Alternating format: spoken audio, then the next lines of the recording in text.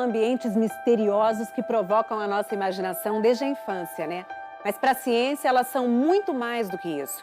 As cavernas nos protegem de doenças e preservam a nossa história. Cada uma tem sua forma, seu tamanho, sua fauna e existe uma classificação para elas. Agora, as mais importantes cavernas do nosso país estão ameaçadas por causa de uma mudança nas leis de preservação.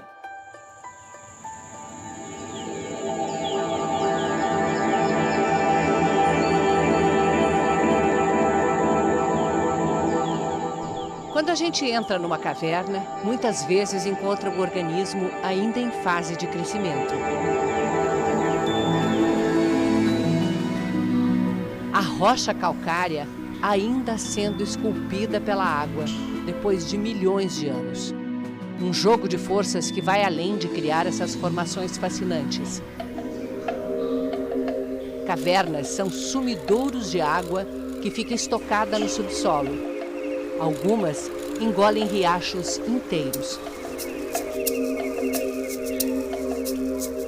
Por causa da água, cavernas são também ossários da natureza. Enxurradas carregam animais mortos para dentro delas.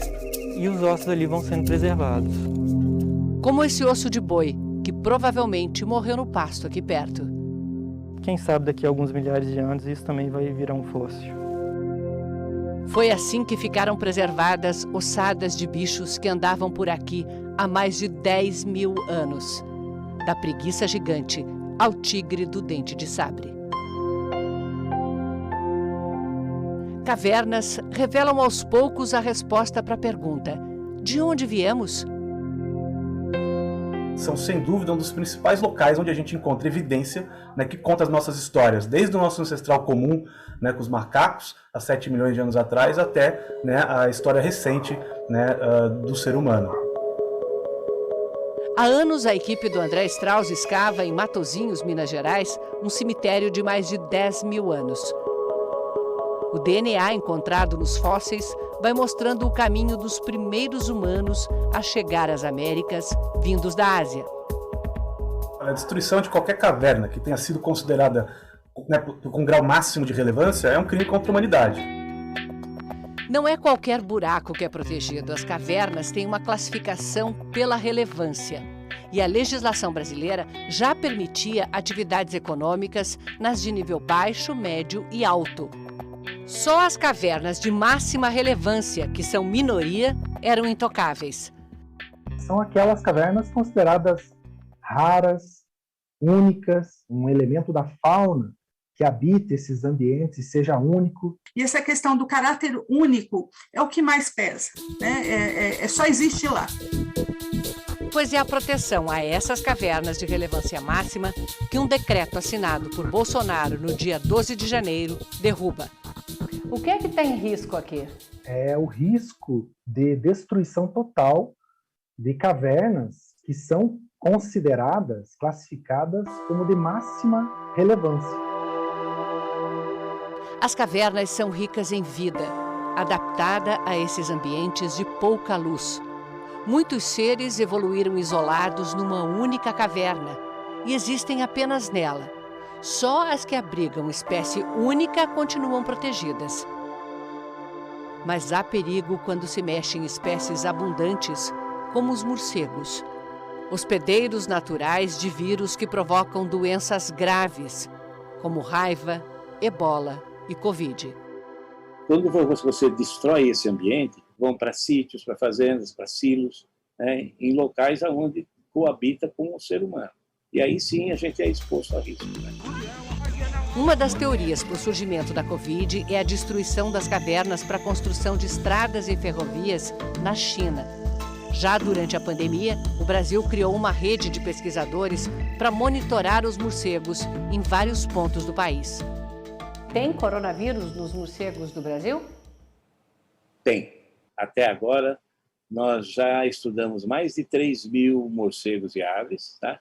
E só dos morcegos nós já temos por volta de 60 morcegos positivos para coronavírus. A nova lei autoriza empreendimentos considerados de interesse público. Nessa categoria entram as estradas, se não houver alternativa de traçado. como a BR-135 na altura de São Desidério, no oeste da Bahia, a nova fronteira do agronegócio. Num trecho de 21 quilômetros, passa numa das áreas de maior concentração de cavernas do Brasil. Em fevereiro, uma audiência pública vai discutir o traçado para passar o asfalto. Mas em todo o Brasil, o maior impacto deve vir da possibilidade da mineração, autorizada com a justificativa de criar empregos. Mas, Sônia, a mineração ela gera empregos temporários. Na hora que aquela riqueza mineral se esgota, eles vão embora e acabou a riqueza da caverna em si. Exemplos não faltam. Este buraco, a poucos quilômetros do aeroporto de Confins, foi o que restou da caverna onde, pela primeira vez nas Américas, foram encontrados fósseis humanos, ainda no século XIX. A mina foi autorizada antes da Lei de Proteção às Cavernas. Acho que um dos aspectos mais nefastos dessa lei é criar essa falsa dicotomia de que a preservação ambiental em geral e a preservação das cavernas em particular estariam em antagonismo com o desenvolvimento econômico e social. O decreto presidencial determina que para cada intervenção numa caverna, outra deve permanecer intocada. O decreto fala em compensação, mas como compensar o conhecimento ao qual nunca teremos acesso porque as informações foram destruídas? Como compensar o que, por definição, é único? Eu vou destruir essa caverna, mas eu vou proteger duas da mesma relevância. Você não está substituindo aquela com seus animais, com seu ambiente. Para o Ministério Público Federal, o decreto é inconstitucional. Ele fere o princípio da proibição do retrocesso, ele retrocede a níveis de proteção anteriores, né? Fere o dever constitucional do poder público de proteger o meio ambiente e também o dever do poder público, que é previsto na Constituição, de preservar processos ecológicos essenciais. O parecer foi entregue ao Procurador-Geral Augusto Aras, que pediu esclarecimentos ao governo antes de decidir se leva o caso ao Supremo Tribunal Federal. O partido Rede Sustentabilidade já pediu ao STF a suspensão do decreto. O relator é o ministro Ricardo Lewandowski. Outro ponto questionado é o fato de o decreto dar poder para os ministérios das Minas e Energia e da Infraestrutura de decidir quais cavernas podem ser destruídas. Para os especialistas, isso é o mesmo que dar poder para as raposas cuidarem do galinheiro. É que o decreto diz que esses ministérios vão detalhar, junto com o do meio ambiente, o que poderá ser feito. Essa terceirização de competência, vamos dizer assim, ela não se encarta aí na Lei de Política Nacional do Meio Ambiente, porque esses órgãos não integram o Sistema Nacional de Meio Ambiente. O Ministério do Meio Ambiente não respondeu aos nossos pedidos de esclarecimento. Os das Minas e Energia e da Infraestrutura disseram não ver conflito de interesses ao elaborar a metodologia para a classificação do grau de relevância das cavidades naturais subterrâneas. Se o decreto entrar em vigor, terá efeito retroativo, o que significa que todas as licenças negadas até hoje com a intenção de proteger essas cavernas únicas poderão ser revistas.